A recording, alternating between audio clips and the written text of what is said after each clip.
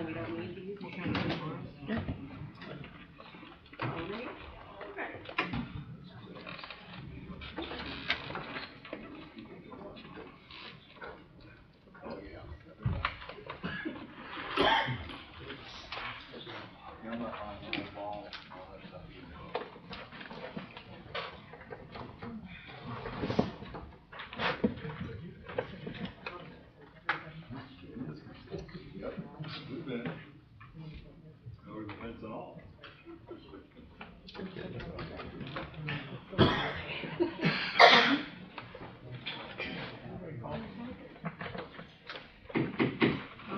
Meeting to order. This is a regular city council meeting of the Williston City Council. It is Tuesday, July the 18th. It is 6 p.m. And I'll ask Ms. Wright to please call the roll. Mayor Goodman. I am here. Council President Jones. Here. Vice President Robinson. Here.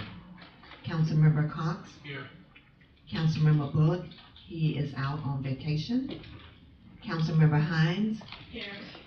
City Manager Terry Bovard. Here. Attorney Kirsten Ballou. Here. City Clerk Latricia Wright. I am here. And all other staff. Here. Thank you. Thank you all for joining us tonight. We will stand at this time for the opening prayer and the Pledge of Allegiance of the Mayor.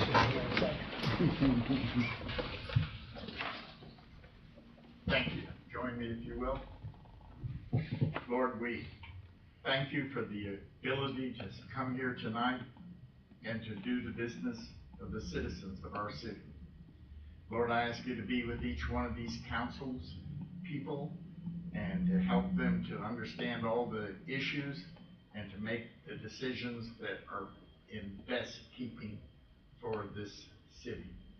I ask you to be with our police department as they try to enforce the rules and the laws that we have created in order to be safe in our city. Lord, you know that many places in the world it is not safe, and we thank you for the fact that here we are. And I ask you to be with each and every person who has taken the time out of their life to come here and to guide, protect everybody that has shown up at this meeting. In your name I pray. Amen. Amen. I pledge allegiance to the flag of the United States of America and to the republic for which it stands, one nation, under God, indivisible, with liberty and justice for all. Thank you very much. Mr. Mayor, appreciate it. Okay, item number 1 on our agenda is the additions, deletions, changes, or approval of the agenda. With your permission, I would like to move item 5C to before item 5A. Do you have any objection to that? Ms. Deborah. Okay, if not, I'll entertain a motion. Yes, ma'am. I'm sorry, I need to add Lindsay from the Florida League of Cities Insurance on. She's just going to speak about the insurance real quick. Where is she here? Yes, she's out in the hallway. Oh, well, I started saying I don't see the person I don't know. So. Okay, so where she's here already, so let's add her then after that item. After 5A? Yes, let's add her after C. Let's move C to before A. Okay. And make her C1 or C2, whatever you'd like to call her. Okay, thank you. And she's from the Florida League of Cities. Yes, ma'am. The insurance department. Yes.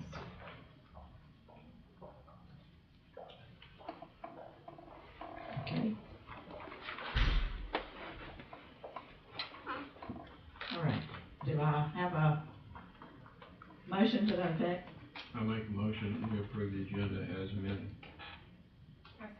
I have a motion and a second. Is there any further discussion? All in favor of the motion say aye. Aye. All opposed, same sign. Motion carries. At this time, we have item number 2, which is public participation. As you know, this is the first of 2 opportunities that the public has to speak on something that is not on our agenda.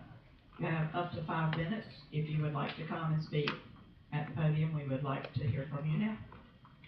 There is one other opportunity at the end. Seeing no movement, we will move then to item 3, which is the consent agenda that consists this time of council meeting minutes of June the 20th. Make a motion the consent agenda be approved. Do I have a motion and a second? Any discussion on the motion? All in favor say aye. Aye. All opposed, same sign. Motion carries. Okay, item 4 is updates.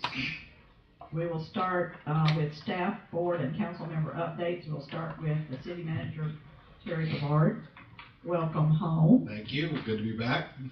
Much nice Alaska vacation. So I will tell you that the sites are amazing if you've never been there, and it was pretty cool. So, but it's good to be back and back to work and doing the city manager stuff. So I got a couple things for you real quick. I'm gonna go over one thing real quick, then I'm gonna have Walt Nichols from Wright Pierce stand up and give me a little segue into the flooding issues that we currently had, and then which may actually roll into your first person on, or actually second person on the agenda now. But one of the things, just to let you know, the fuel mileage, the upcharge for GFL, so we are due for a 2% reduction. I have been in discussion with Skip McCall about that. What he wants to do, which I will tell you that I'm just not in favor of, is there is a CPI, Consumer Price Index, cost of the GFL going up, like 71 cents, I think, in October. And he's wanting to offset the 2.1% on the 5.1, bring it down, and to kind of commingle them together. Me personally, and I'll do whatever you want, but I think we'd be better off just to keep them separated. And let's just give us our decrease right now. And then basically, we know in December or October, that we're going to see a small increase in the GFL bill. Okay, so keep it clean. Keep it clean. That's what I Your said. recommendation. Yeah, instead of trying to commingle it, and Okay. at some point we'll get all confused as to what Do you happened. need consensus on that? No, ma'am, I don't. I just Go need for to it. brief y'all, let you know that that's the way I'm headed. If you're Appreciate okay with it, I can go from there. Yes, sir. And then I'm going to turn it over to Wright Pierce and Walt Nichols. Good evening, Walt Nickel with Wright Pierce. So, just give you an update on some of the flooding that has occurred here in June. Specifically, June 20th, the city got hit pretty hard with some rain. But you also had some rain events on the 16th, the 17th, and the 20th. So you had saturated ground already, and then a pretty heavy rainfall came through on the 20th. We've looked at official rain gauge data that the Water Management District has just about 1.5 miles away from the north, to the north, and it recorded that you got over 5 inches of rain in 4 hours. So that's an official rain gauge data, good data that we had. We had reports that had come through city staff and other people that personal rain gauges and so forth, 7 to 10 inches in about 6 hours. The official gauge is, 5 and 4 hours that we had. But we also looked at the Doppler radar imagery, and we did see there were heavier cells coming south of that rain gauge here. And so the 7 to 10 inches, which from an engineering standpoint, it's kind of hearsay. It's not data that we can really, go to, but if that happened in 6 hours, there's evidence to prove that you had heavier rain than what the rain gauge data had. So now the rain gauge data had, and I don't want to get into too much engineering, that was about a 25-year storm event, which is what your stormwater ponds and stormwater systems are designed to handle. So if you've got, say a new development with a stormwater pond, that's about the limit. They're going to be at their capacity in that event. And if it was the 7 to 10 inches, 6 to 10 inches that you got, which is reported, they would be overwhelmed. I mean, they just aren't designed for that. So that kind of puts it in perspective. You got hit hard here. And nobody wants flooding, nobody wants to have flooding, but there is a level of design that you can only afford to do. I mean, there is, and it was exceeded in a lot of these areas. But that's not to say we're not looking at situations here, what we can do. There was heavy flooding, John Henry Park. So that project, give you an update on that. We had one grant, wasn't enough money to construct it. We were able to get a resiliency grant here this year. We got notice of award of that in the spring. We're waiting for the final paperwork. I've emailed them several times. I have not got an update. When are we getting the dollars? As soon as we have that, I'm going to bring with you Ulrich Construction's contract, paperwork, and we can go to construction for that. So we're just waiting for that second grant to be officially given to the city. So I mean, you've got notice, but you haven't signed on the dotted line yet. So that will take care of a lot of what happened at John Henry Park at the nursing home, the Joby Penny area that we're going to talk about here. It's all tied into that. So we should see some improvements there. We looked at some of the other flooding that was happening on 7th across some Country Lane Estates. There's maybe some opportunities. We had some sketches and design ideas, back in September to help some of that area there. There was predicted flooding in that area. There are some grants that should be coming open in September that we think, a FEMA brick grant they call. Last year it was open in September. We're expecting it to be open again this year.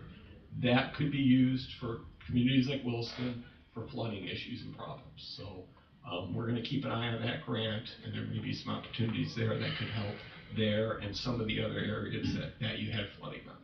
So that's pretty much the current plan. Flooding was on 7th Street. Northwest 5th, or known as Cottage Cove, got severely hit. That's in a low bowl almost that we could look for that brick funding to see if that would be available for that area. And then Southeast 1st Street and Southeast 1st Avenue and Southwest 1st Avenue had flooding. And so, we're looking into that, prioritizing what we can do, where can we get grant money for that. Did you look at Camellia Plantation at all? Looked at Camellia Plantation. That is one I would say, from our observations, it did what it was supposed to do for the storm. It did seem to drain very slowly, slower than it should have. I went to the site several times after the storm, and so that is one thing I may want to recommend to staff, and I have mentioned it to Jonathan, that maybe we go out and do what's called percolation tests. It could be, ponds over the year. It looks good, it's been maintained, but you get silt and sediment that kind of binds the top surface, and then the water can't percolate down as fast, and we can do some testing of that. And that's one thing I may recommend do. It just may need to be that upper surface needs to be kind of fluffed up and refreshed, because the water was not percolating down. So that's one issue. There were some issues downstream where the water couldn't get out either, I think. There was flooding downstream to that caused problems and actually backed up into that. But yeah, it was unfortunate, but it was at its capacity, at its design capacity. But there might be some easy things that could be done there. So that's what we found out since then. We met with staff, we looked at the sites. Everything needs money, and so we're looking at the grant opportunities to see if there's something we can do to get some money for that. Questions for Mr. Nick? Terrific. Thank you. Sounds like a plan. Thank you. Okay, then we'll move, anything else, Mr. City Manager? No. Okay, any other staff at this time have anything they want to chime in on? Mr. Barber?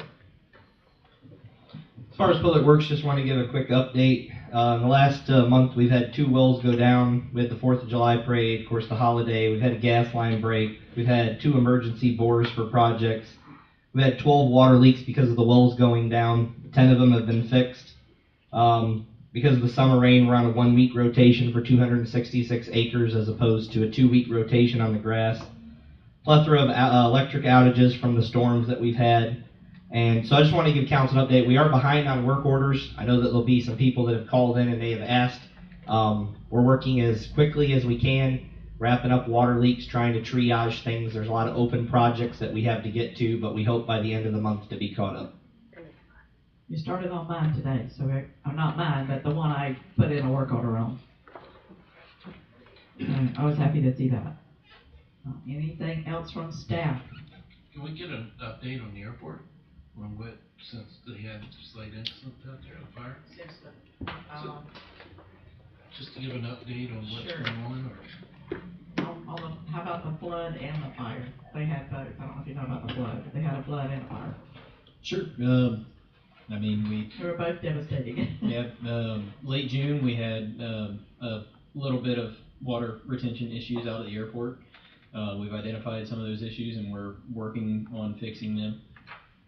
So, I mean, nothing too crazy right there. We just had the insurance company reach out to us about sending somebody out to inspect the building and take a look at what some possible causes are of why the building flooded as bad as it did.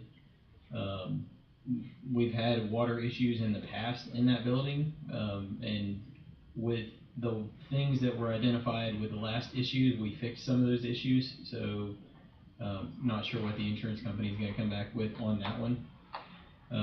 So we're still kind of at a wait and see for the terminal flood issue. As far as the fire goes, we had a fire in one of our T hangars, Bravo Building T hangars, specifically Bravo 7 and Bravo 8. There were aircraft in those two hangars.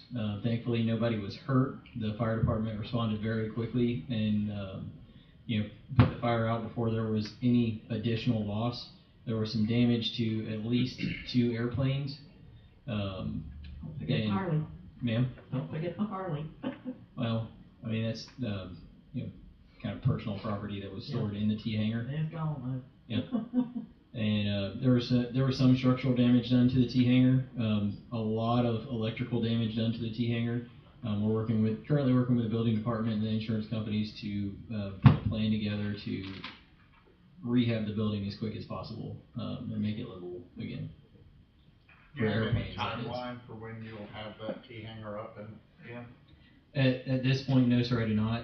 We just had the engineers on site today taking pictures, and they're going to do a very thorough assessment in conjunction with the building department to get the building back up to code as quick as possible. Are any of the T hangars in that 8-unit T hangar usable?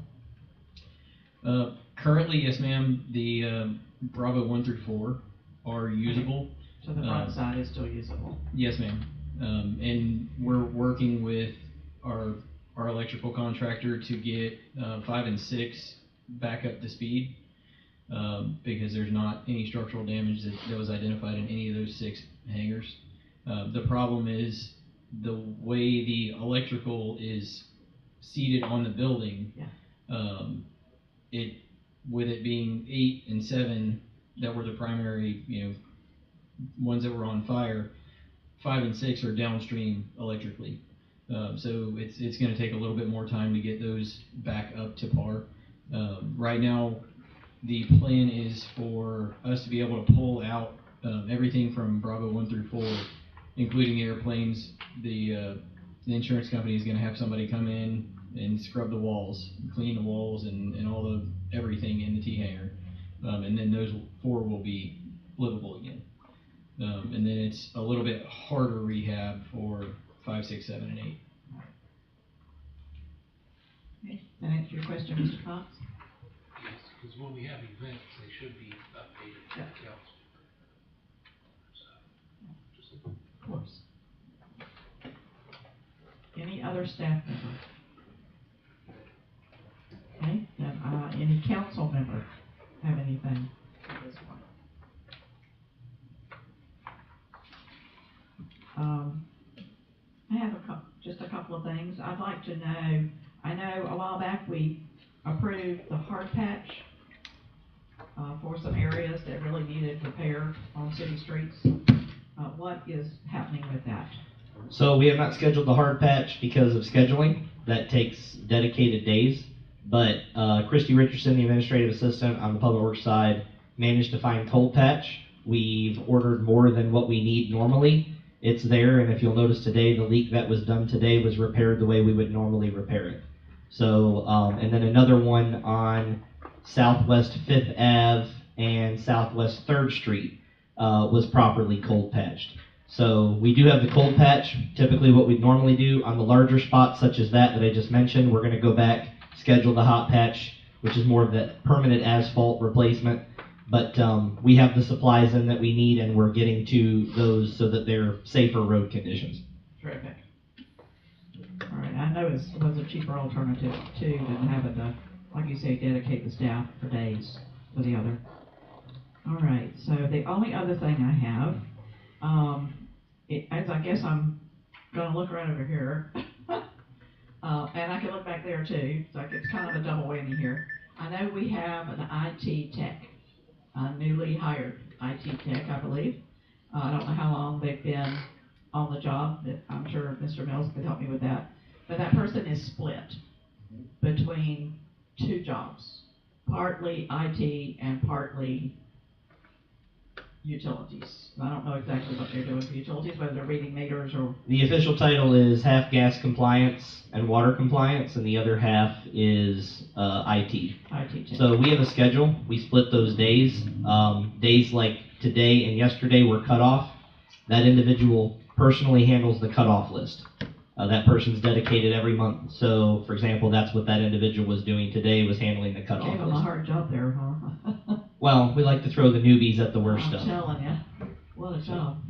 Okay, so what do we do to get that person dedicated to IT when we need them to get a job done? Well, you'll be seeing in your first budget hearing that we have asked for that position to become full-time just for IT. And the budget that the council be presented on the 25th or 25th, we'll see that the gas compliance officer will be pulled out as another separate position as well. And what if I don't want to wait till October? On the 25th, that's what we're presenting, and we're at the will of the council. I mean, I'm mostly talking about issues, items that I know that need to be done at the police station. There are others for CalLink that need to be done, and a lot of times Mr. Mills doesn't have the help that he needs to get that done. And he's not complaining, I am, for the record here, because I keep looking at that list, and it's not going anywhere. It's still the same list that I looked at 3 months ago. So, and the only thing I could think of is need to rearrange priorities a little bit. Yep. And I would say the police department is just as big a priority, not his cutoff, but whatever else he's doing the whole rest of the month. If you give me the list, we'll prioritize that. We can definitely do that. Yes. And truly, if the salary's being split evenly between two departments, we need to make sure that the hours are spent between two departments. I know it doesn't always work that way if there's some urgency on the utility side, but there's also urgency on the police side. They're trying to accomplish some things that aren't getting accomplished. And I hope I'm not stealing your thunder here, but I've had this discussion a couple of times with people, so I decided to bring it right here. That's all right. Just give me the list and we'll prioritize I it. would be glad to do that. All right, and that's all I have. Mr. Mayor, you're the only one left on my list. Do you have anything at this time? A couple of things. Okay.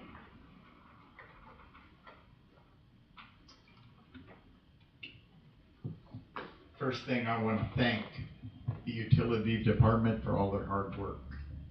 I know that these last month or more has been a tremendous struggle, and I've watched your employees out there, and they're working hard, and it's a credit to the department to see the effort that they put forth, and I think they should be recognized.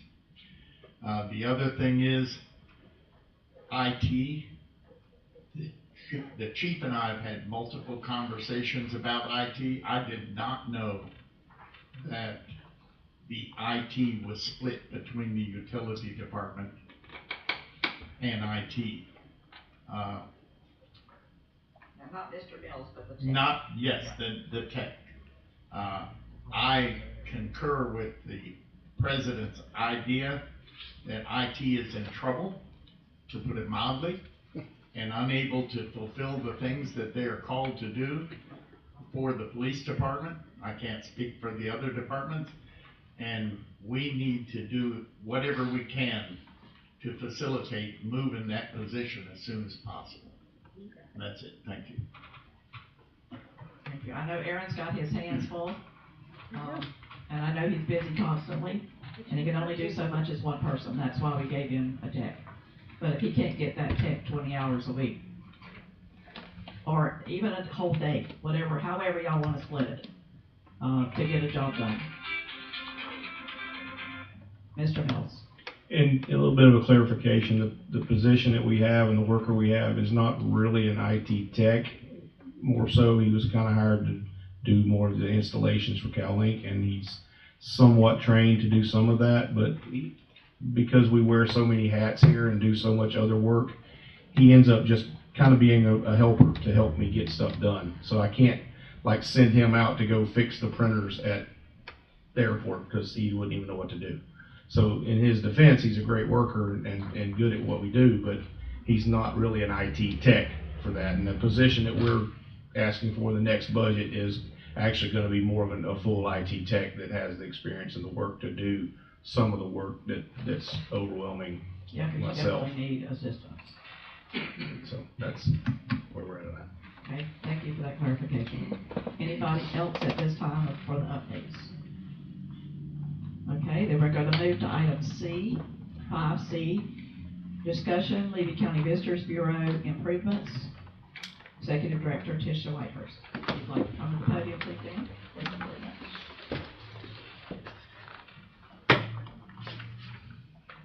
Usually when I go to the podium, I say good morning, so here I'll say good evening. Thank you for the opportunity to come before you.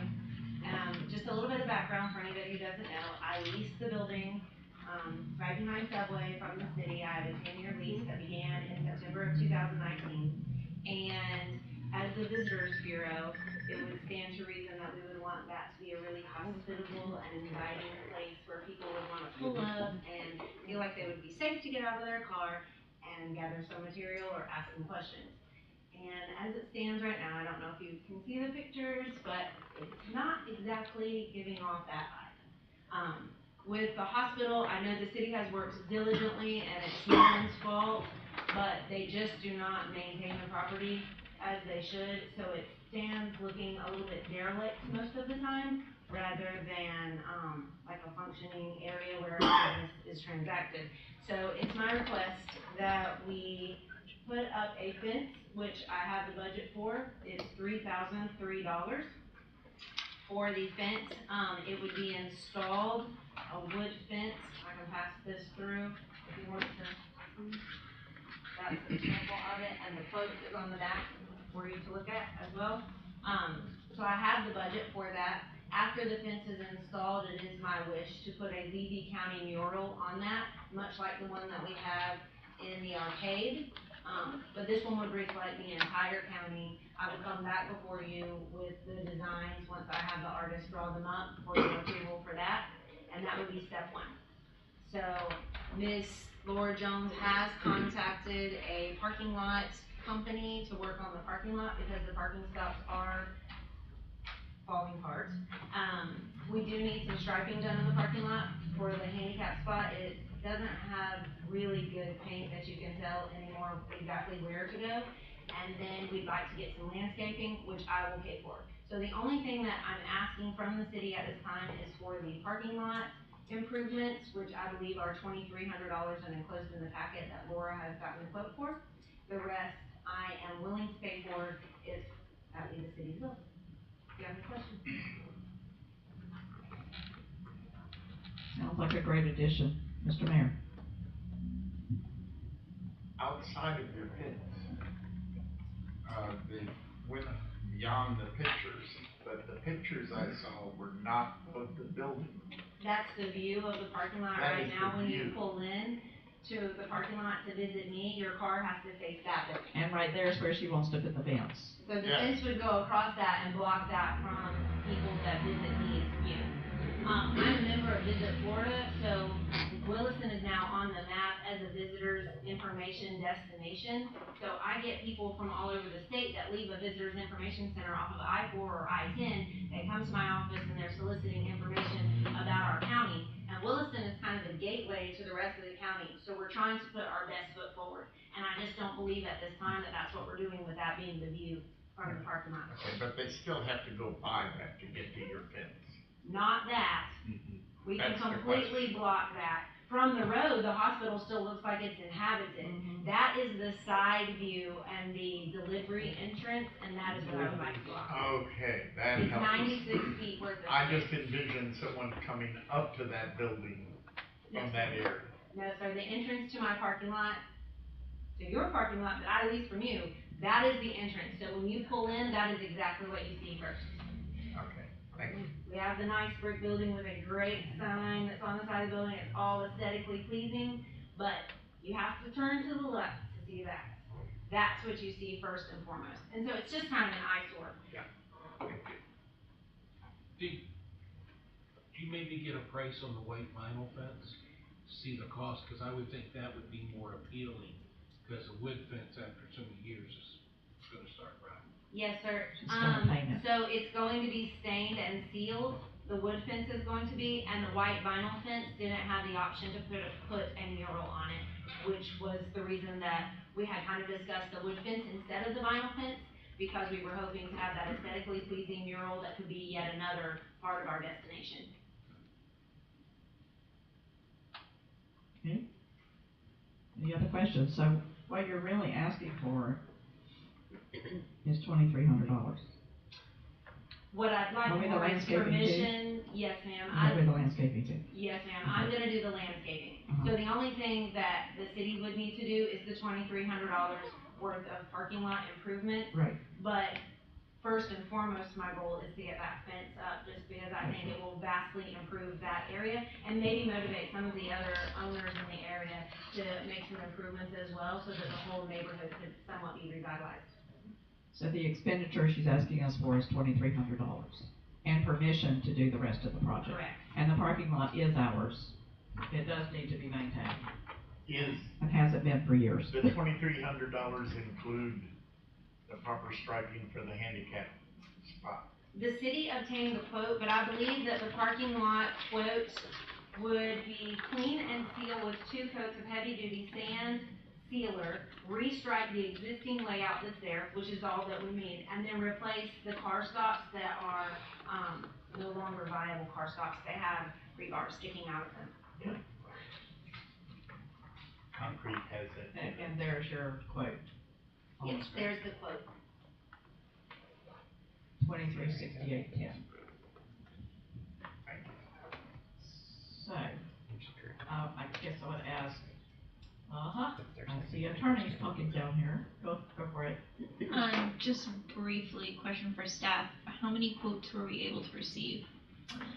In this area, this is the only company that will give us quotes for this type of work. Now, we could get quotes easier if you're gonna do a whole lot of reconcreting, but for just the ceiling and the new strips, these are the only guys who would give us a quote.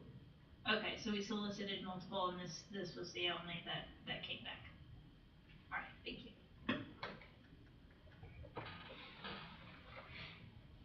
And do we have any idea where the $2,300 will come? Yes. Mr. Blue is online if we need to talk to him. Oh, thank you. That's very nice to know. Stephen, you're here by yourself. I'm gonna turn you on, and, if you need to speak up. So originally, if, in my staff report, I asked for it to be added to the budget for next year. If you wanted to do it sooner, that money would probably come out of Streets and Parks, but Streets and Parks are asking me if I would check with the CRA. It's possibly in their secondary district, and maybe they could pay for it, but I have to check the map to see how far out that secondary district goes. I actually thought of that myself. I So- would at least ask them. We don't have it currently in Streets and Parks, so if Steven's willing to do a budget amendment for that amount, but at this time, there's no meat left on that bone. Okay.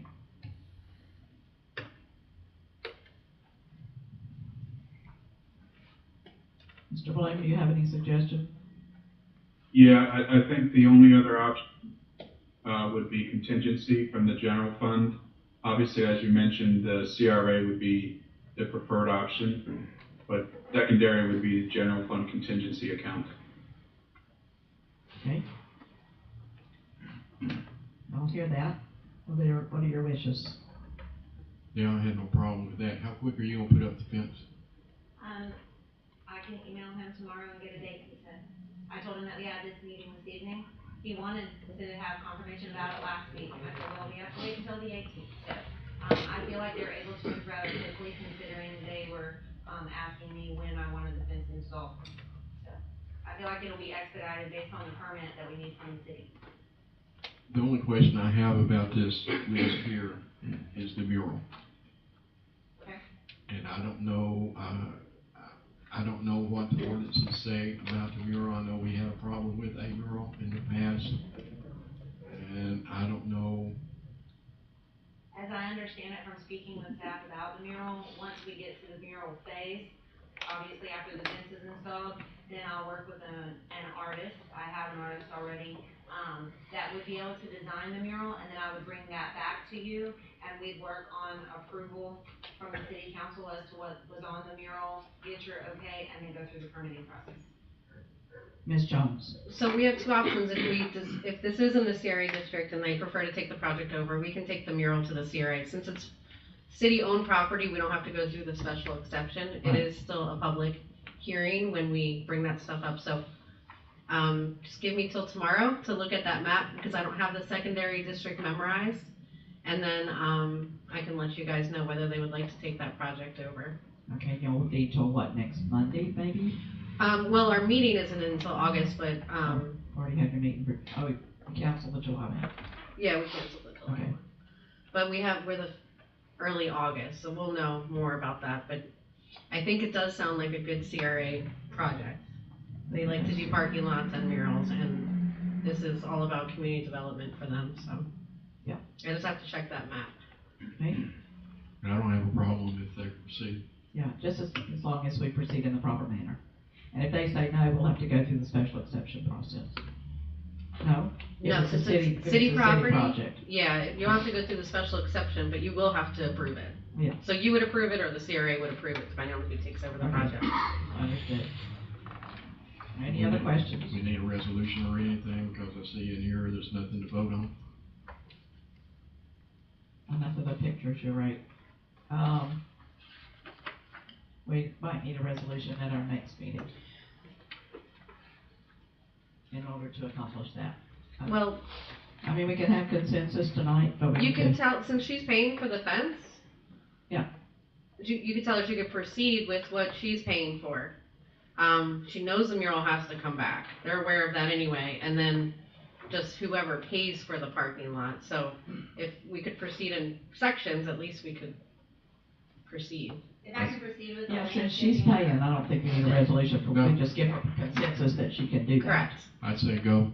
Yeah, we just need consensus, but we do need a resolution to pay for anything that the city funds.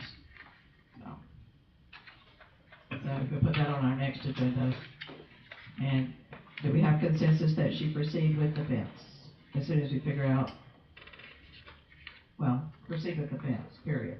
We'll figure out the parking lot between now and So the to next be meeting. clear, we can proceed with the fence, and then upon the completion of the fence, I will take some pictures, bring back to you the ideas that we have for the mural, at which time we can either take that to the CRA or to the city council. Exactly. If I may, can we also tell her she can proceed with some landscaping and a flagpole? Absolutely. Okay, I just wanted to be clear. I know, it really needs a flagpole, that will dress it up. Yes. Because the hospital took And a theirs very down. flag, and Yes, we laugh, but they do. We do have a Levy County flag, but, I will have to check the rules for how you have to, because they're on certain flagpoles, and there's also, I recently learned that new flag. Certain heights, Yes, that take on yes, certain ma'am. numbers of flags. So yeah. depending on what we can get, but I am willing to investigate those things as well, because I feel like government buildings should have flags. But the American flag will be first. Oh, absolutely, yes. Without a doubt. Without a doubt. And then the Florida side. Absolutely. Let's see what else we have room for. Okay, Good. thank you so much. Great idea. Yes, ma'am. All right, this time we're going to, I'm sorry I did not catch your name, but we're gonna move to the Florida League of Cities Insurance person. You will, please come to the podium and let us know who you are and what you'd like to speak with us about. Madam President, I introduce to you Lindsay Johannesson. I didn't hear. Oh, Johansson? Lindsay Johannesson. Johannesson. Thank you. Alrighty. Just 1 second.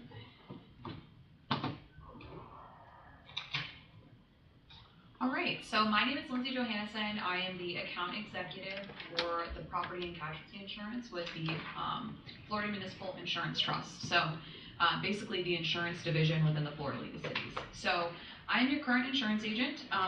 Myself and our health insurance rep came out and met a couple months ago with some of the folks here, just kind of giving you a heads up and some kind of forecasting on the insurance. So I'll just kind of recap it and then open it up for questions. So we have a very unique situation in Florida on the insurance side. So I'm sure many of you are aware of that. You've probably seen it in your own homeowner's insurance. So basically insurance costs on the property in the state of Florida are going up dramatically. That's being mainly driven by the reinsurance market. So basically, as a self-insured trust, which is we are the largest and oldest trust in the state of Florida, we have market share in the state of Florida, so we insure the most cities, counties, municipalities, and other public entities. So when we go out to the reinsurance market, so we do negotiations in London as well as here domestically, we purchase reinsurance, and that's the insurance that the insurance companies buy.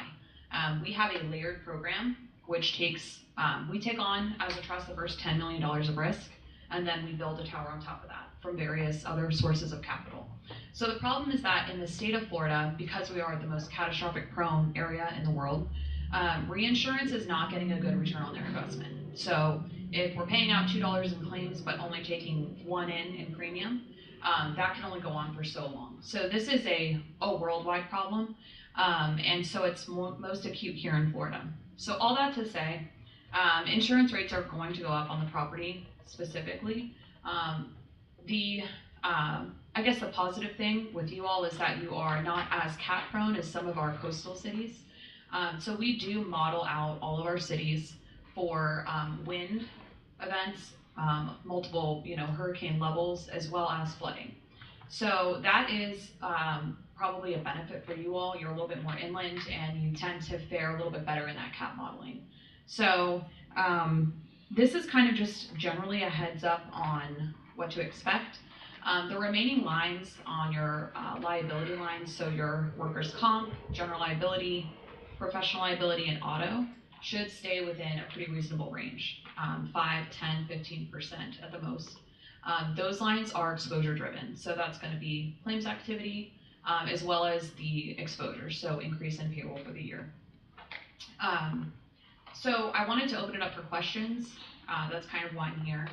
I can't give you an exact number today. August 15th is when we release renewal, so that is when you'll receive your property casualty insurance. Any questions for me? I would just say that I am a board member for FFIT, and at our last meeting, we had you did a wonderful job explaining it, probably easier than what I heard there, in explaining the reason for the increase.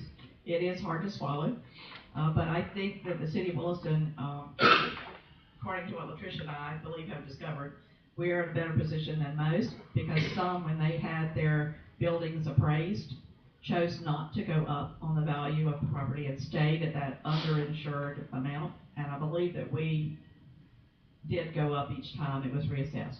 Yeah, so that's a good point. So we have a proprietary element of our insurance program called Synergy.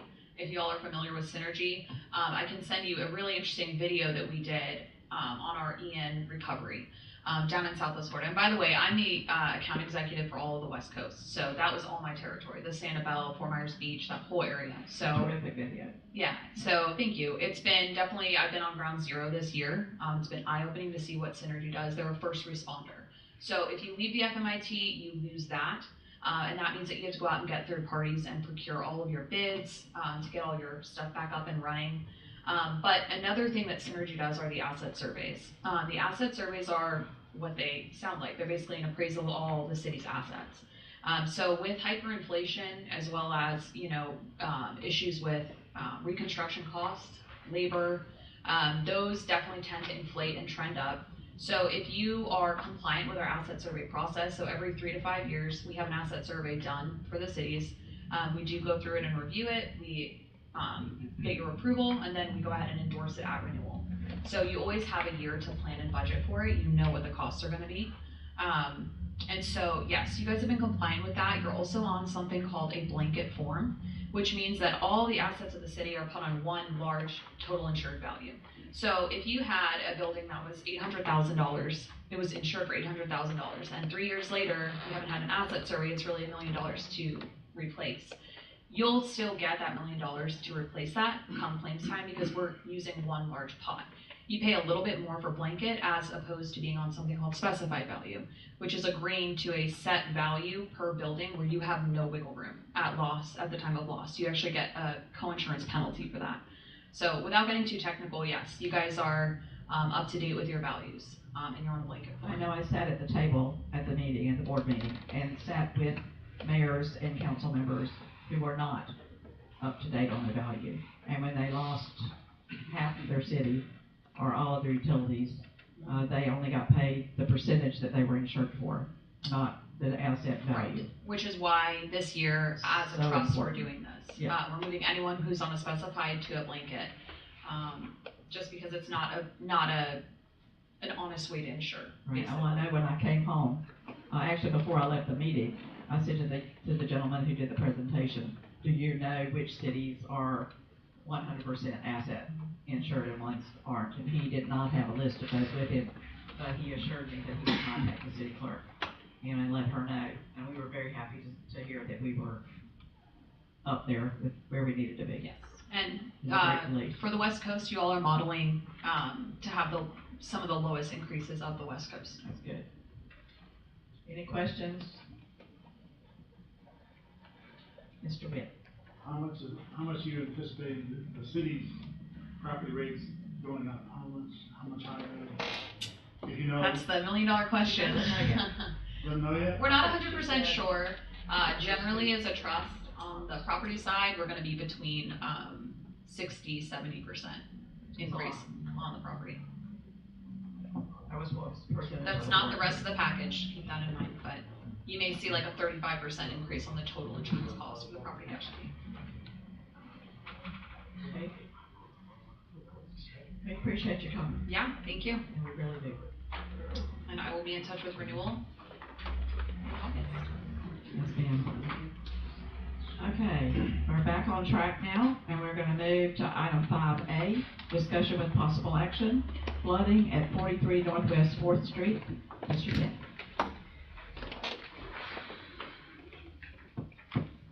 Hey, I'm Mr. Penny. So probably about 7 years ago, I had a lot of water come into my yard. I guess it was because we had a storm. It was like a winter storm or something. And I lost probably about $30,000 worth of items and stuff. So Mr. Littman had signed the insurance process the insurance so I could get my stuff paid for and everything. And well, Mr. Littman came up with some idea or something about, hey, let's make it right. We could build a berm up or whatever.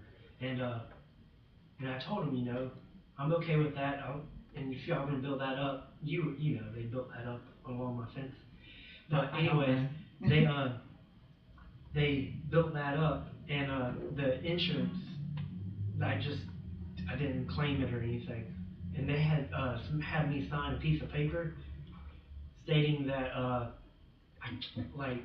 if there was any more damages in the future that the city would be liable for it and blah blah blah. And I can't read. I have a learning disability, and Mr. Littman made me sign it. Yeah. That's hearsay. I'm sorry we don't have that. Okay, well, I'm just letting you know. Okay.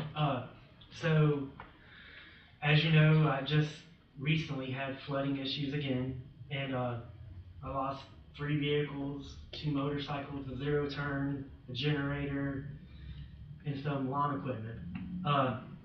So, I had called the city manager. Bavard. The city manager to come out. He came out, we looked at everything, he took pictures of everything. We talked, and I talked to him, and I I talked to him, I said, you know, this is what Mr. Littman said, and this is what was gonna happen if this happened again. Mr. Terry said that I'll look into it, we'll find out. He'll talk to Latricia about insurance, about claiming it again or something, or letting me know or something. Well, 2 weeks later, or no, 4 weeks later, comes around, I call Latricia, I was like, Latricia, has Terry, you know, filed an insurance claim or done anything? Well, she said, no. He said wasn't gonna do it. I was like, are you serious?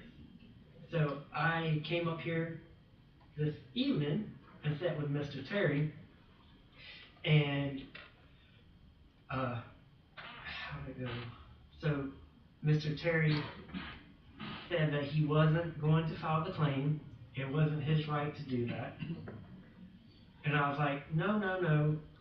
There was a claim submitted 7 years ago, and he said he looked for it, and it's been 4 weeks. I came here, I was here for 5 minutes, and I found the claim and gave him the claim number. Apparently someone's not doing their job. You found it where? Called Legal City, or City, whatever they're called. And I got the claim number. And then we go into a talk about if I build a berm up on my side of my driveway, he's like, oh no, you'll be liable for runoff and everything. Well, he kind of double jeopardy himself, stating like, because I have been asking Wright Piers to build up the berm down the side of my yard another foot, because I actually stand out in it and, you know, move my stuff, and I'm watching the rain and everything and watching where the water goes to build it up. And well, Terry says, they say it's not a good idea. Well, You can't displace water to a different location that's on one. well, It has to be maintained on what I'm one saying property. is Terry told me that I couldn't build a berm up because if I do a berm, that if I sit with water runoff, I would be liable for it. You would. Okay, well, the city built a berm 5 years ago, and they're liable for the runoff that went in my yard just 4 weeks ago. Am I right? No, you're not right. How? You don't want to hear that. No, I want to hear you. Because this is exactly what happened. Because you've changed the makeup of your backyard completely since you moved in. Y'all did too. Y'all Y'all built did that too, berm. what? Y'all built that berm on the y'all's side, on y'all's property. You have already completely displaced all the water that was on your place, on your property, into the street. No. Yes, sir, you Y'all have. built a berm up to where my property holds water. Ms. Jones? Yes. I just wanted to clarify that, you can build a berm on your property, but you have to get a Swift Mud permit. So Swift Mud would look at that engineering and either. And on your property But is that's one not thing, the- on city right of that's way is not- something different. That's not If what we I'm trying did to, it- that's not what I'm trying to say. Mr. Penny, I'm trying to help. If we did it on city property, we would also need a Swift Mud permit, or we would need some kind of engineering to show where that water was going. And that's what we did, we assigned our engineer to go and look at it, and we have a report tonight. Yeah, but that's not, when y'all built that berm up 5 years ago, what do you keep? I wasn't here 5 years ago, Well, so y'all I built a don't know. berm I up, don't and know. y'all telling me if I build a berm up and the runoff goes somewhere, I'm liable for it. But y'all built a berm 5 years ago, why aren't y'all liable for water holding in my yard? Mr. Penny, I got a question. I mean, I mean, no, I'm being honest. What- I have a question, Mr. Penny. Yes. When you moved on that property, my understanding is that the previous owner that lived on that property had a retention pond done because he was getting flooding in his basement. Yeah, and I fixed Now, it. was that retention pond on the property when you purchased it? Yes, Did you fill in that retention pond? yes. Did you put a structure over that area that you filled in on that retention pond? No, I haven't. Not on to that hole. No, I haven't. Okay, but you did fill in that retention pond that alleviated the flooding into that basement. Yeah, but my basement has pumps and everything. It's not going to flood. No, that's not my point. My point is that pond was built there The To berm was alleviate, built, the berm. to alleviate the flooding in the basement, but yet you filled in that retention pond.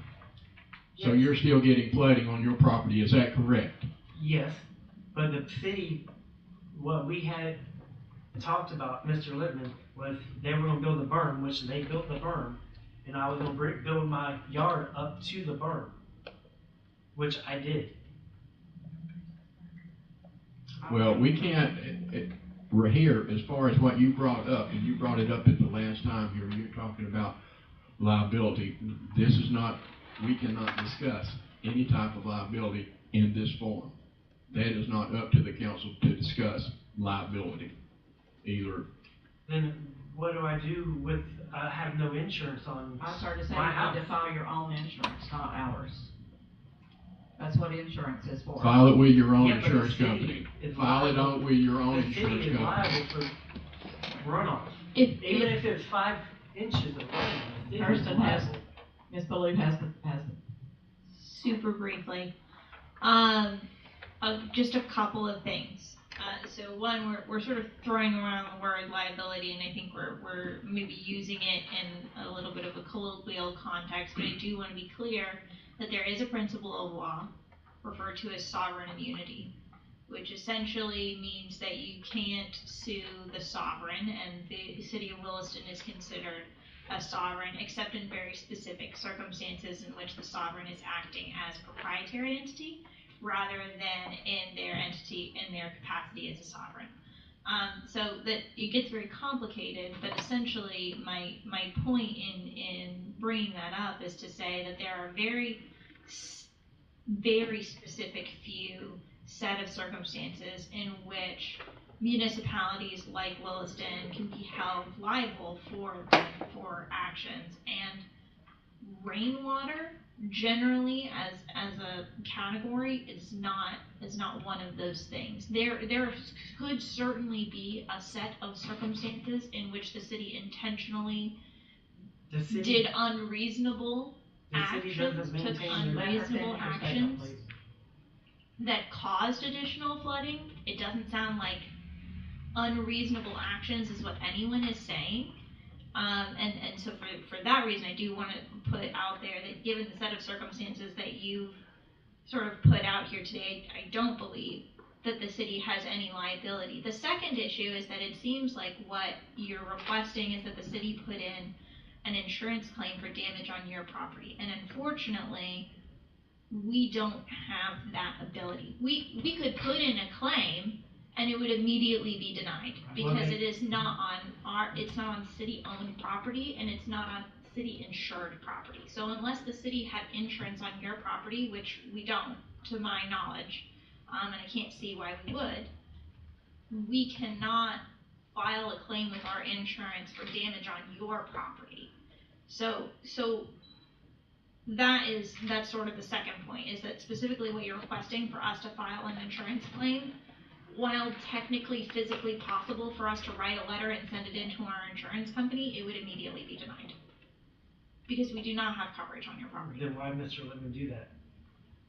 I can't speak to the actions of someone who was here 5 years ago, and I think that it's very possible that there would be a different story if we brought him in. All I can say that is, one, he's not an attorney. Two, he does not have the ability to contract the city to anything without the city council signing off on that. So even if he had made that representation to you, it's not a representation made on behalf of the city. And so that we're really, really limited here. And it sounds like Terry and staff would like to work with you.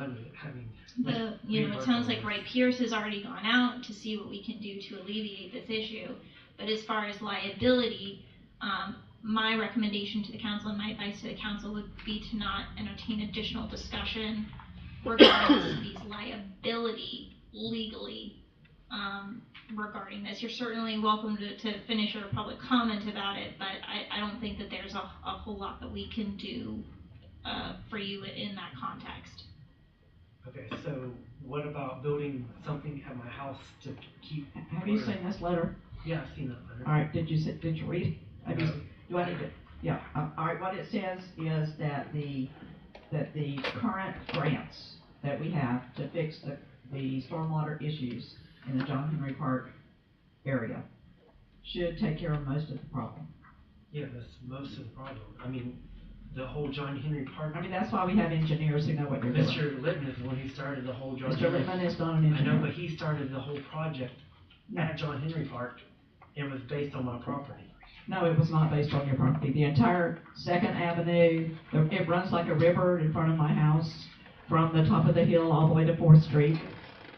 It starts somewhere else. It ends up down the hill. Is the engineer going to build like something? The engineers have a project they're going to build.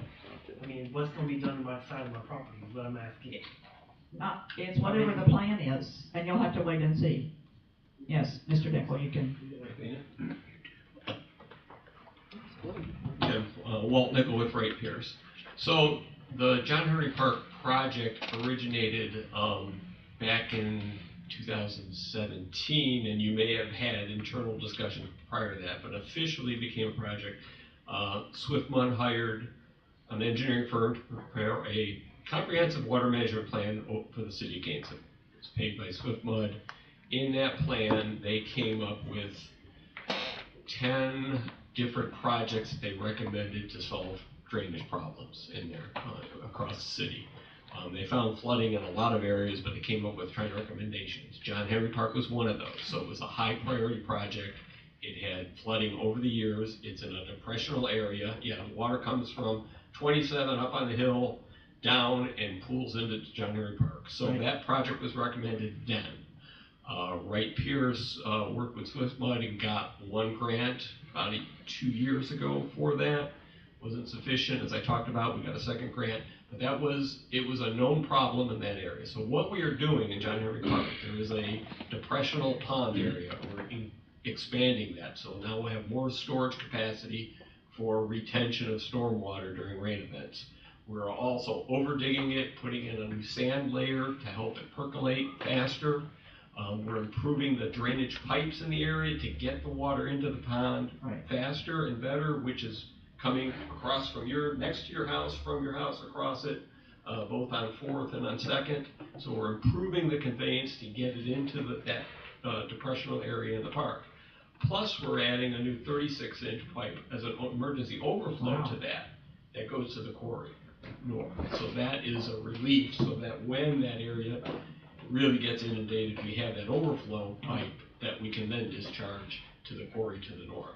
So that is the John Henry Park project. We are now fully funded with it, and it will be going to construction. So that is going to alleviate a lot of the flooding in that area. And I would say, based on elevations and what happened this past June, very, very likely you got water backing up from the John Henry Park, the nursing home area, did back up into your property.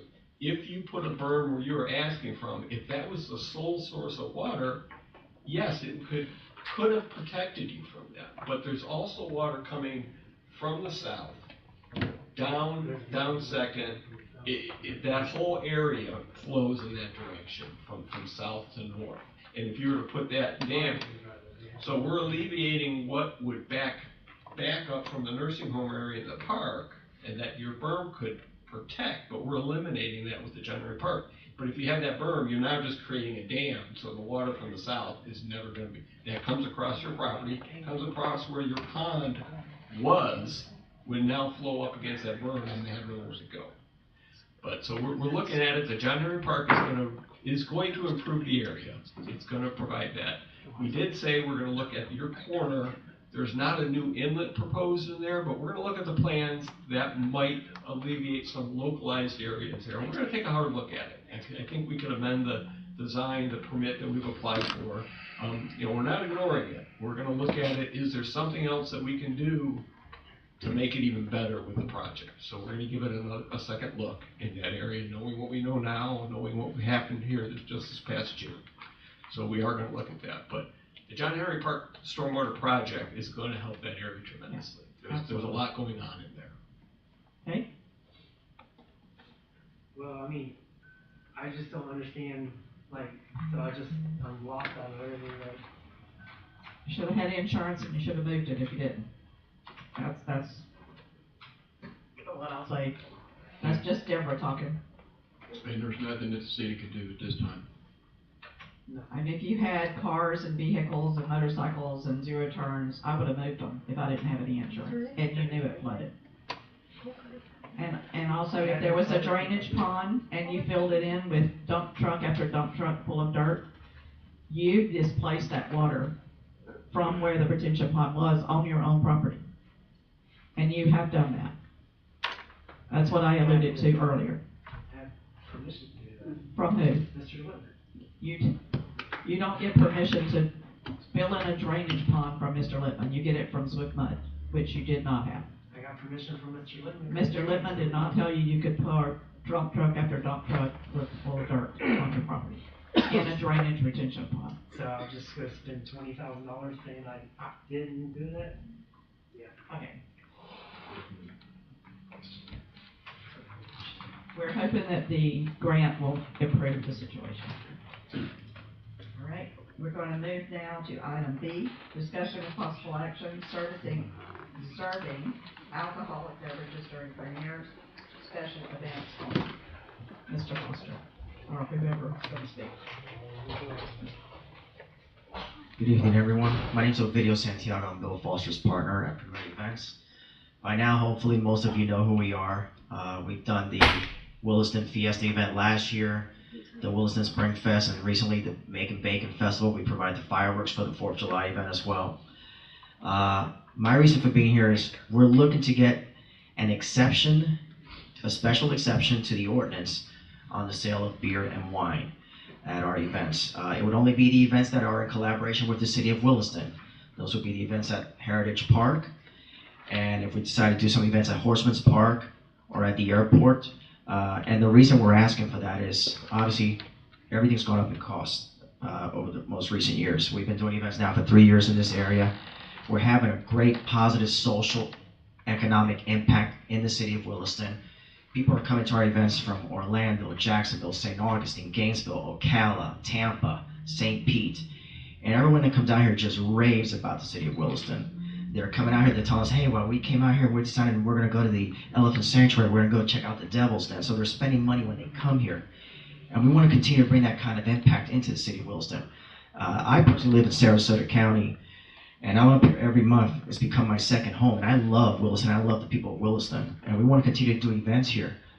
But we need to somehow create a way to generate some extra revenue to cover some of our expenses. Our insurance costs are going up. Entertainment's getting very costly.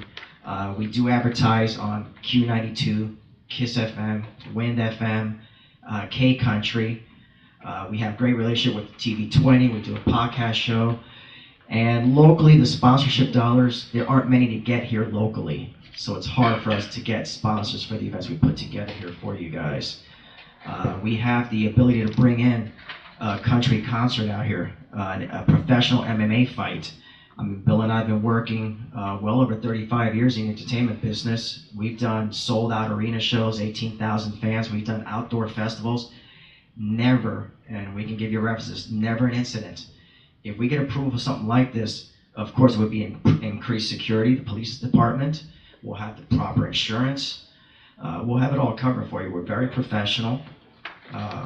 And it's something we just want an exception to the ordinance. That's all it is, a special exception. Not asking you to change anything for us. It's just to make an exception as maybe a preferred vendor of yours. If you guys got any questions, I would be very happy to answer them for you.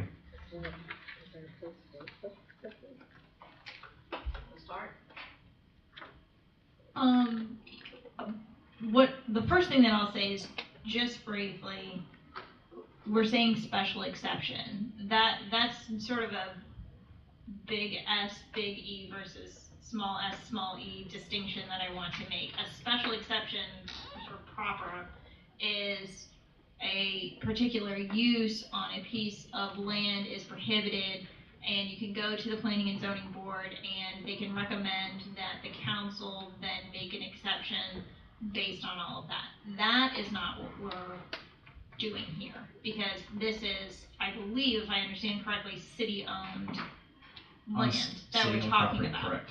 So, it would require a change in your ordinance in order to do what we're being requested to do here, unless, I mean, activities, your ordinance says, and I think Donald did a great job printing this out for you all, so thank you, Donald. Except for activities of the city within its municipal authority, I don't know that a country concert falls within that definition. I would venture to guess pretty confidently that it does not.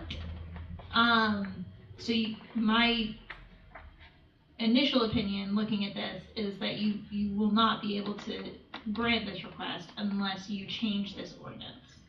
So that's really what we're being asked to do today, because we can't just say. What about just the events we're doing at Heritage Park, like the Williston Spring Fest, the Make and Bacon Festival, the Fiesta?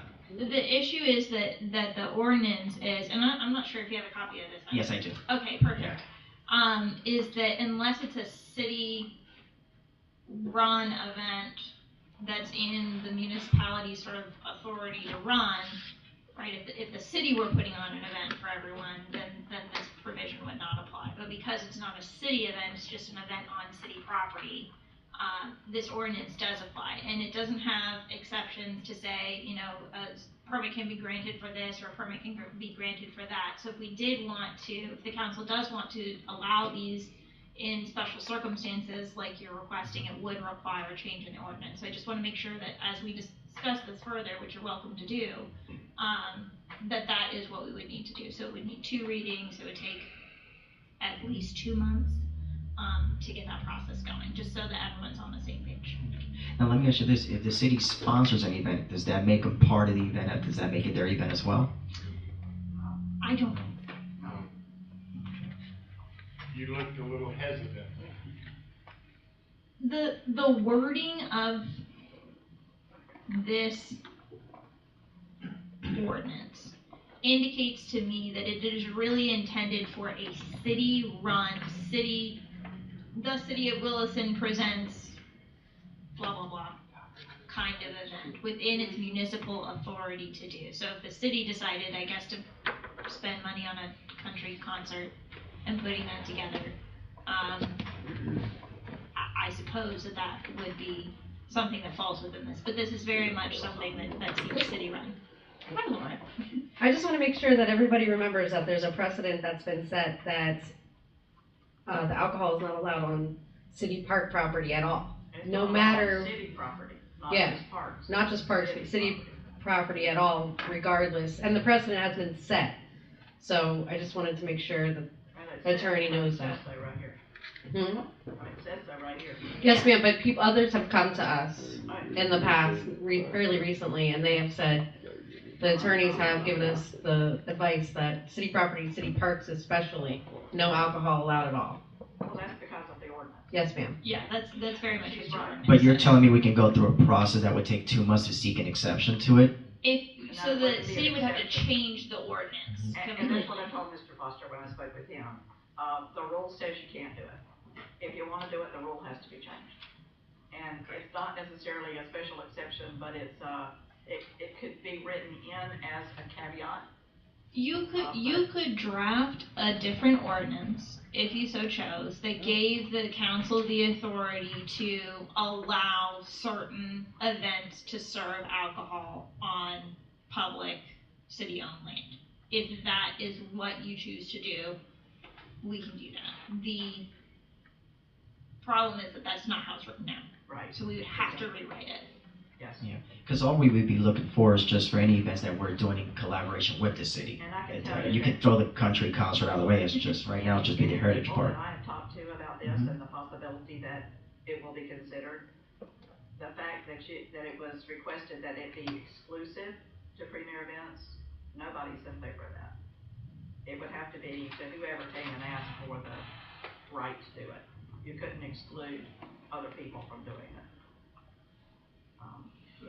Yeah, because we've worked with other towns and other cities where they have a preferred vendor partnership list, and that's how they've been able to do it in the past, by having us on that list.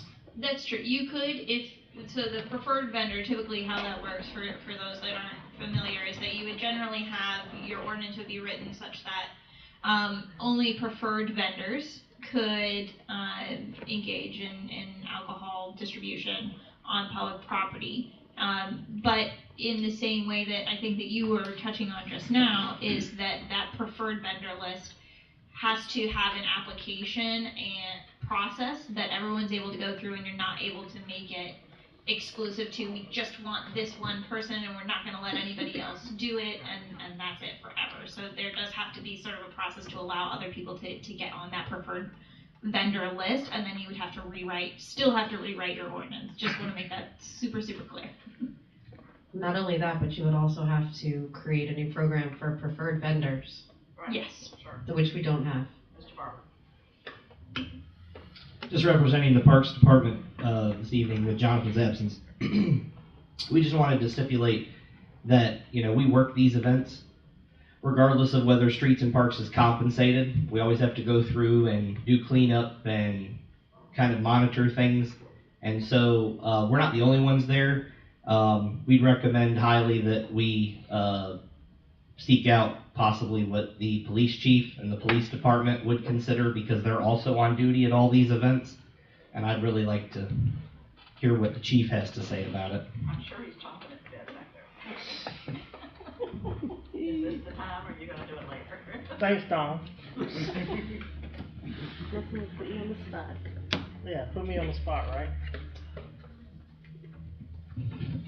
Okay, so to address what Donald stated, it is of my opinion that a park is a park that is designed for families to go and enjoy themselves, not for alcoholic beverages, if that's clear enough. Is that clear enough, Donald? Yes, sir. That's my opinion. That's your opinion? Yes, ma'am. I also had issues, I know we've had some brief discussions on open container laws. Yes. And where you could go with a glass or a bottle or a can of alcoholic beverage. That's essentially a state law. Yeah, and the ordinance is pretty clear as to no alcohol on the premises of any city-owned property. It's pretty clear. The state statute only addresses the open container, roadways, sidewalks, right-of-ways, embankment slopes, drainage ditches, all that type of stuff is what the state policy addresses. And any public road that's open for the public to travel upon is what the state statute addresses as far as open containers is concerned. Anybody else? Yeah. Well, Bill about this. All right, okay, just real briefly. So, and I'm not sure which ordinance I'm looking at, but to spin off of what the chief said, in 246, actually talks about sidewalks or publicly owned parking lots or city streets, public streets, and, so it backs up the Florida state statute. The other thing I would ask is that, to change an ordinance and go through all the work to do this stuff, I would only like to know, is this something that the city council is in favor of? And because it does take a lot of work and a lot of time to put this together, and a lot of staff hours, and if there is no desire to have this in our city parks, then I would prefer not to have to do it.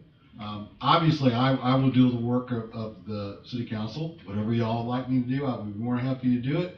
I do have my personal opinions, and I am with the chief. So that's my opinion. You said you worked with other cities and things like that.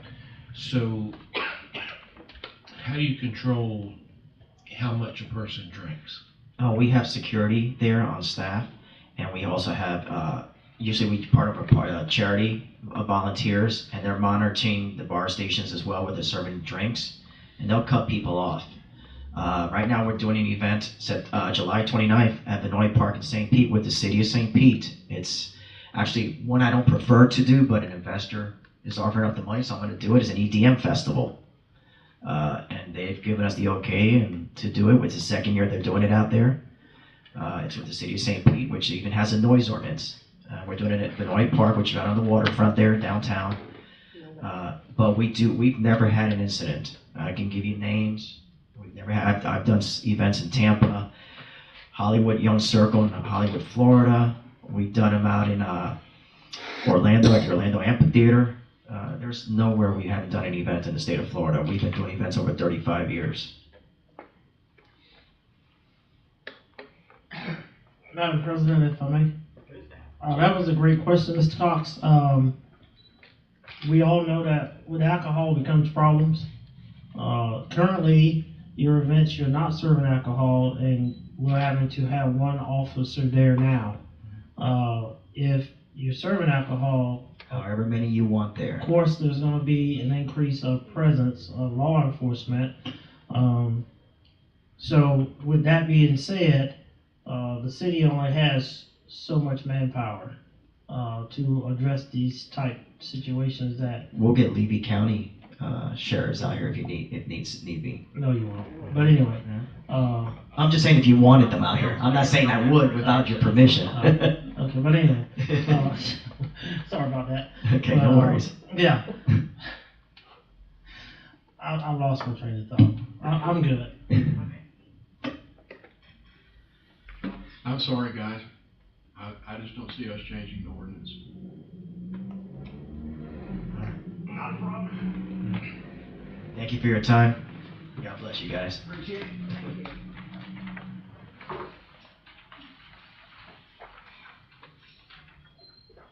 Alright, so we're moving now to item 5D, resolution 2023-53, a resolution of the City Council of the City of Orlando, Florida, authorizing the City Council President to sign a renewal agreement with the Florida Department of Transportation for the basic signal maintenance and compensation plan for the fiscal year 2023-2024,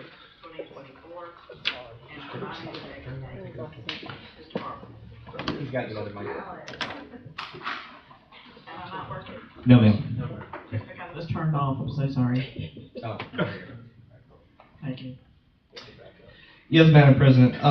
This is an agreement with FDOT to be compensated for maintaining the traffic lights. It's our annual contract with FDOT. It agrees to maintain those traffic lights for the agreed amount of $16,587.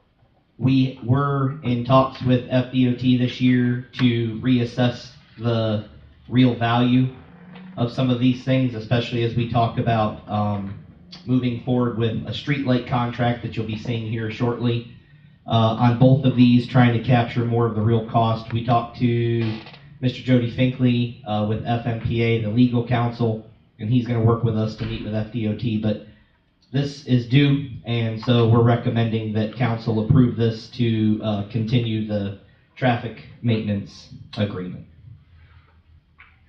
I make a motion resolution 2023-53 be approved. I have a motion and a second from Ms. Hines. Any further discussion? All in favor of the motion? It's still not right. Batteries probably dead. Use the other one. It keeps turning off by itself. Batteries are probably dead. Okay, so let's right over. Yeah, because it was on, it went off. Sorry. We have a motion and a second. Oh, there you go. For resolution 2023-53, any further discussion? All in favor of the motion say aye. Aye. All opposed, same sign. Motion carries. All right, our next item is a quasi judicial open public hearing. It is the first reading of ordinance 2023-716, an ordinance of the City of Williston, Florida, rezoning and amending the future land use map of the City of Williston Comprehensive Plan pursuant to an application by Troop LLC under the amendment process established in Chapter 163, Florida statutes, changing the zoning and future land use classification on the following described property from residential duplex R2 to commercial intensive C2 on certain lands within the corporate limits of the City of Williston, Florida, providing severability, providing incorporation of city maps, and providing an effective date. At this time, I'll ask council members if they have had any ex parte communication regarding this particular ordinance or this piece of property. No. Hearing none, if you intend to speak on this, please stand to be sworn in. Ms. Wright, if you'll please swear. Oh my, good for you. Do you swear or affirm that the testimony you're about to give today is the truth, the whole truth, and nothing but the truth? I do. Thank you. Okay, at this time, if you have any exhibits, diagrams, photographs, or any other physical evidence that needs to be considered, please turn that into the clerk. It will be maintained for 30 days for give time for appeals. And Ms. Jones, you are here for the staff presentation, please. Super briefly, I hate to interrupt. Ms. Hines, are you planning on speaking? Just ask questions. Okay. I need to do that. No. Okay, just question. Okay. You're just making sure you didn't I have was just any. making sure that there were no ex parte, anything that we need to address. We're good to go. Ms. Jones, we're ready for your presentation. Thank you, Madam President. There's a reason that you see two of these zoning changes at the same time. They are a little bit related. I know we've talked in the past about our zoning map not being quite right. And this was instigated actually by RZ 2023-02, which is the Hartley rezone. That property is being sold, so they needed their zoning to be congruent, and it was half residential duplex and a half commercial. So they asked for it to be both commercial. So let's get to the troops. They purchased this property, not knowing that the zoning was half residential duplex and a half commercial. It had a commercial building on it. The land use, future and current, is commercial. So this is the Angelina Mia's building. As you can see that yellow line? That's where two lots used to be. So somebody purchased in the past two lots, merged it together as one parcel. And when the zoning map, if you go down just a little bit, Latricia, you can see that this is just housekeeping. The zoning map was never updated or it wasn't quite right because we see there's commercial behind there, so we shouldn't have a skip in the zoning either. So we think that this is mostly just a housekeeping type of thing. However, for the property next door, they are getting a mortgage and their mortgage company is saying, no, you need to pick a zoning. So obviously the best choice was for commercial. So this property is, the first one here is 214 West Noble. Troop LLC is the owner, and it is a commercial building, commercial use, and we would just like to change it to all be commercial C2. Do you have any questions about that map? Okay. So this particular ordinance 2023-716 is initiated by the city. It's not initiated by the city. It was initiated, okay, so yes, in a way, because we recommended that the troops change the zoning at the same time. They had told me that they wanted to do it, they had desired it, so we were doing it, so we went ahead and did it all at the same time. I guess my question is, did we make them pay? They split they split the zoning. So since it was just one advertisement That's for both good. of them, they split it. Wonderful. Yeah. I hate we're cleaning up our mess and we're charging that money. Yeah, I tried, well, not too That's much, good. not overcharging. That's them. good. I appreciate that. Because yes, it does need to be charged. The fact that they did it together is wonderful. Yeah. Okay, any other questions for Ms. Jones? Can you hear me? Yes. You gotta get close. You gotta get really close, just like I have to. Close. Like next to your lips. That better? No, right on top of it. There? There you go. Yeah, it's terrible. So I'm just trying to understand the terminology that you're speaking when you talk about commercial intensive and residential, and how is it together? And if we're separating, does that mean that you can never have residential? Is that what we're talking about? So not necessarily. What I think happened, and you may not have been in some of these conversations, but the council has so nicely allowed me to update my zoning map. So a lot of these problems are going to be fixed in the next 12 months. But I think what happened was when the zoning map was created in 2002, I believe the land use map was overlaid on a new map, and they kind of just went with it. So there are areas where people had bought properties that merged, and the zoning should have been kind of gone with it, but it just wasn't in the picture. So it's not necessarily that you can't put a house there ever, because you can put houses on commercial zoning. It's just that this is a commercially zoned area. it is the property,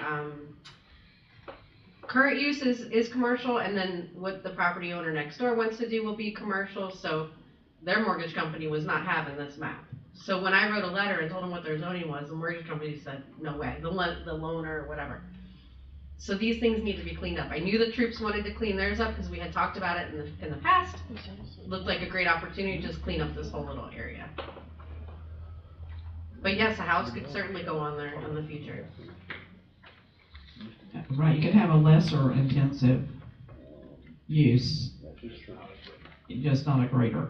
And residential or apartments, for example, not necessarily single family R1, but R2, which is apartments, they could go there because they're lesser than commercial, lesser use than commercial. Is that a true statement? Not really. Typically, our commercial goes back to R1 zoning, so it reverts back to R1, typically. Do what now?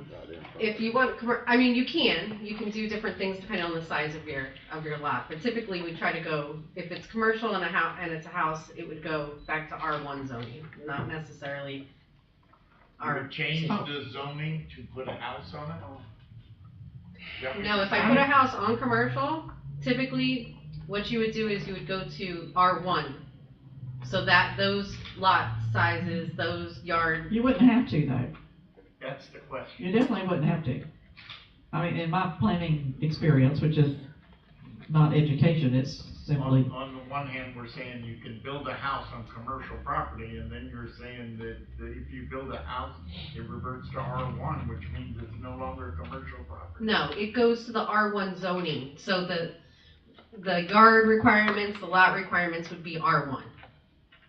It doesn't change okay, so now we're talking about density.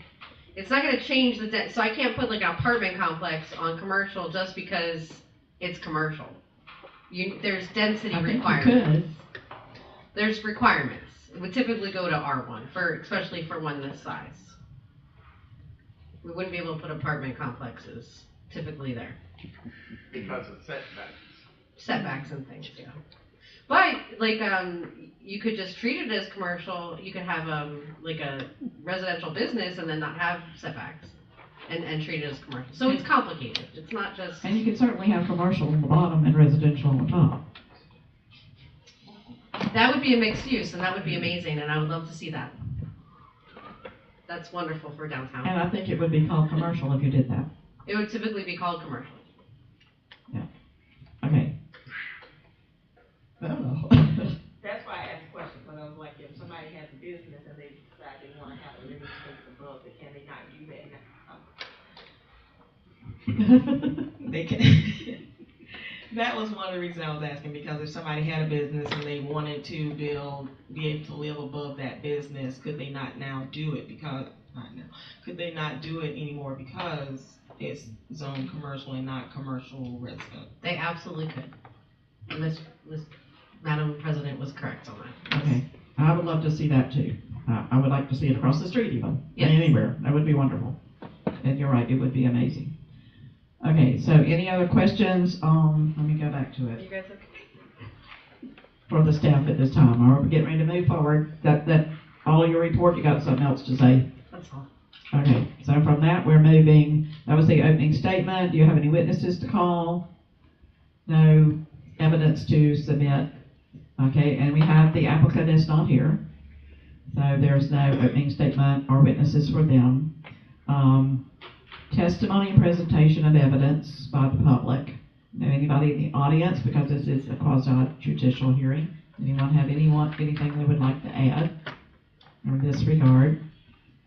If not, the applicant is not here to make a closing statement, so I will ask the staff to make a closing statement. The Planning and Zoning Commission already reviewed this and sent it to City Council for approval. Okay. Any questions for Ms. Jones? Any discussion by this council? Any amongst yourselves? If not, I'll entertain a motion. I'll make a motion, ordinance 2023-716 be approved on first reading. Have a motion, do I have a second? Second. I have a motion and a second by Mr. Cox. Any further discussion? All in favor say aye. All opposed, same sign. Motion carries. Our next item is also quasi-judicial, and that's why I read from the paper, y'all. It's required by law. I have to read this whole thing too. That's the first thing on the list. Item 5F, first reading of ordinance 2023-716 is the same number, so it's 717. Now please make that note on your agenda. So it's ordinance 2023-717, an ordinance of the City of Williston, Florida, and amending the future land use map of the City of Williston Comprehensive Plan pursuant to an application by Maura Hartley, M.T., Maura Hartley Irrevocable Trust, under the amendment procedures established in Chapter 163 Florida statutes, changing the zoning and future land use classification on the following described property from residential duplex R2 to commercial intensive C2 on certain lands within the corporate limits of the City of Williston, Florida, providing severability, providing for incorporation in city maps, and providing an effective date. I will ask if anyone has had any ex parte communication about this particular piece of Hartley land. No. Hearing none, I will ask anyone in the audience who would like to speak to this to please stand to be sworn in. That's right. Do you swear or affirm that the testimony you're about to give today is the truth, the whole truth, and nothing but the truth? I do. Thank you. I will also state that any exhibits, diagrams, photograph, or similar physical evidence that is presented today by anyone else other than staff will be presented to the clerk and kept for 30 days in case of appeal. At this time, we'll have the staff opening statement. Ms. Jones. Thank you, Madam President. So this property is next door. The only difference really here is that the property use right now is vacant, and they would like to make it commercial so that they could build a commercial building. Planning and Zoning saw it on June 27th, and they approved it to go, recommended for you guys to approve it. This stuff won't be fixed in our zoning map until probably the end of the year, but we will write letters to the property owners letting them know that they're C2 officially. And I would just say what you're looking at, that picture up there were the tents from a farmer's market that used to be there. Actually mobile, and they had been there for quite a while. So when you're looking, that's the picture that was taken. No witnesses, no additional documents. The applicant is not present, so they have no witnesses or documentation to turn in or cross-examination. I will ask if the public has any comment to make on this, since we are in a quasi-judicial public hearing. If not, and the applicant is not here to make a closing statement, I would ask for the closing statement by staff. That would be you. This meets the Land Development Code, and staff recommends approving the zoning change. Okay, any discussion by the council? I would entertain a motion for approval of 2023-717. I'll make a motion that ordinance 2023-717 be approved on the first reading. Second. Thank you, sir. And I have a second by Ms. Hines. Any further discussion? I guess my question I'm going to just ask Ms. Jones is, what can you put in a C2 designation? So typically that's retail service is available. So if somebody was going to put in a barber shop or even a car wash, those kinds of things are all service or retail. So it wouldn't be any kind of manufacturing, it wouldn't be any kind of building, an office Is it kind of an building, office service? Okay, coffee shop. okay, all right. All right, any further discussion? All in favor of the motion, say aye. Aye. All opposed, same sign. Motion carries. We'll close the public hearing and move at this time to public participation for the second go around. If anyone has anything they'd like to add to this agenda that was not on the agenda. Anybody online, Mr. Mills? Okay. We'll move move then to item number 7, which is announcements. And I have a couple of things. First, I want to say kind of what the mayor said. What a wonderful 4th of July event we had on July 3rd. And all the work that was done by all the city staff. Right on, from the fire chief to the police chief to all their men that were there, to the utility department, they were there till midnight. Miss Latricia, who put it all together for us, just every single person who showed up, and all the volunteers that were solicited as well. And Crystal, I know you were in the middle of all that as well. We put you in trial by fire. We had some new employees that were there, that it was the first time I'd ever met them, that they were actually cutting watermelons and carrying on. So we had a good group, and I think we all were thrilled. But we should have told Mr. Foster when he was here, the fireworks, I got great compliments with the fireworks. The fact that they were higher and longer, everybody was very happy with that. My other announcement that I would like to make is I have another certificate for Miss Latricia. She's been at it again. And some of you may have found this out already, but she is now a Florida Certified Records Manager. This is another certification that she has. I will also say that according to the policy, we checked with the HR director, according to policy, that she did have her certificate. We have put in a, help me, PAF. Yeah, that's right. Payroll action form, there you go. I had to make sure my initials were right. For her additional $1 an hour. So, she's done. Do what now? I'm sorry. Picture. Oh, yes, let's have a picture. This is just a copy, it's not the real thing. We can certainly do that. Congratulations. You should have seen her. She went and took the state exam. Without taking the course. Without, yeah, and she took, it was all included in her other course, but she went and took the state exam.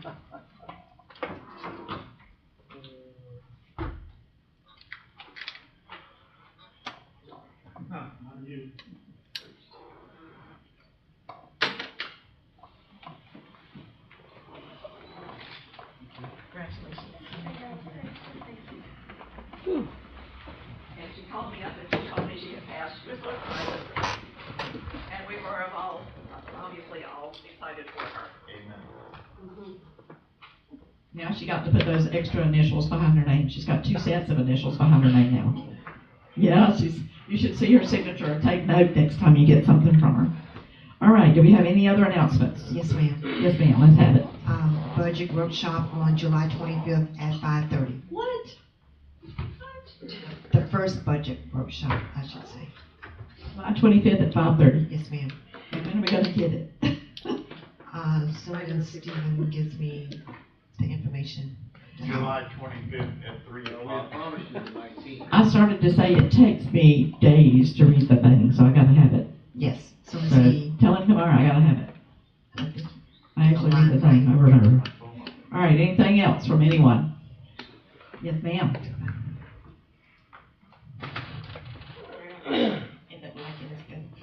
Yeah, you are. I have a question. In front of the police station is a manhole that is raised about, I guess, a foot and a half, maybe. I hate that thing. Well, it's high. I mean, it's actually higher than it has been. It looks like it keeps growing. So my concern is people driving and maybe hitting and what liabilities that we may have, and if at any point it's going to go back down There's that word again. to where it should be. Years ago, we had a strategy that it would be embarrassing for anyone to have a speeding ticket in front of PD, so we decided to raise it. You did your own speed bump, did you? No, I'm just kidding. After my son ran over it as he was learning how to drive, I said, did you not see that? I think, maybe it should be addressed. Yes, ma'am. So the only issue with that is the infrastructure that's underneath of it.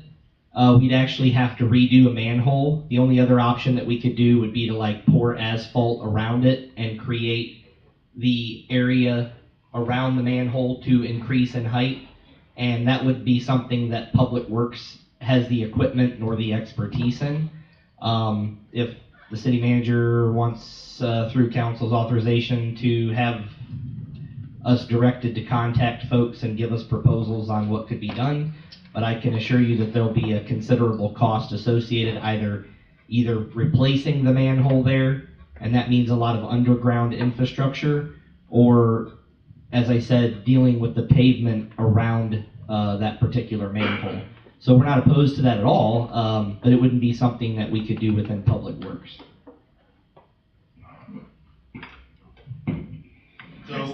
Kirsten, is there any liability for us related to that? There is always liability associated with everything But we don't that say it out we loud. do or do not do. We just don't say it out loud, right? So there's no way we could cut a square out and fill it in with cold patch and make it a little higher? Higher or lower? So cold patch is not meant to build up, it's just meant to fill in gaps. Cold patch is about an inch, inch and a half that you want to have at max depth. So you'd actually have to have real asphalt or pavement put down. So, and there's no way to lower it, so We could, but we'd have to go down, completely redo the whole vault. That's an engineering thing, that's, someone coming in, cutting out that whole area, putting in a new vault. Those vaults back in that time were built like brick by brick from the base up, and we're not allowed to do those anymore. So we have companies that do pavement for us in the past? Yes, sir, and we could definitely look into some quotes to what they would consider. Again, I mean, it's gonna, even filling that in around there is going to create, whether how far you spread it out, to eliminate kind of the momentum. But you're gonna probably still end up with a speed bump, and then the other issue is it's kind of the inlet to part of a parking lot, so now you have to do something on that side as well. So It's right in front of the police department? And Yeah. that's 512? Yes. It's between the police station and the barn. Yeah. Is it right? Your budget number. What about it? 512. And I think, Your mic's messing up. Somebody's in. and I think I'd probably rather see a speed bump there. Me too. to All the kind way of across give the road. somebody, the knowledge that there is something there. Granted, I should have said something to him earlier because I knew it was there, but I was expecting him as a driver to pay attention. So that was a talking point for us, but, in the future, if it's dark or, well, just don't want to have any issues or added, expenses for the city. absolutely, and Public Works has the same concern, and we have the same expectation that people would go around it. But if you'll watch some of our equipment operators on the backhoe, you'll see they often forget it's And there when you too. pass a car, you can't go around it. Right. You either have to stop dead still on the road, wait for the car to go by so you can pull around it, or you have to go over it. That's how we build the traffic count for PD's parking lot. So we'll take Well, we a look use at it. Let's make a speed bump out of it and just make it more smooth so you go up and down. We use it to test our suspension. I know what it costs, one of our chargers. Oh yeah. So we've had experience with this. Yeah. Anything else from anyone? I will be late Okay. 6 maybe? 6 would be maybe. Alright. Miss Latricia, you might as well get us something to eat that night too. We'll be here a while. First go around. Annie, please make a note that Mr. Cox will be here later. Anything else? So, you can't get here at 5:30. It's an hour trip. Oh, absolutely, at least an hour. Hour and 15 minutes. Unless the chief of police is driving. All right, I'm gonna entertain a motion for adjournment. I'm just gonna skip right to it, not gonna ask anymore. I make a motion that we adjourn. I have a motion and a second. All in favor say aye. All opposed, same sign. We will adjourn at 7:00.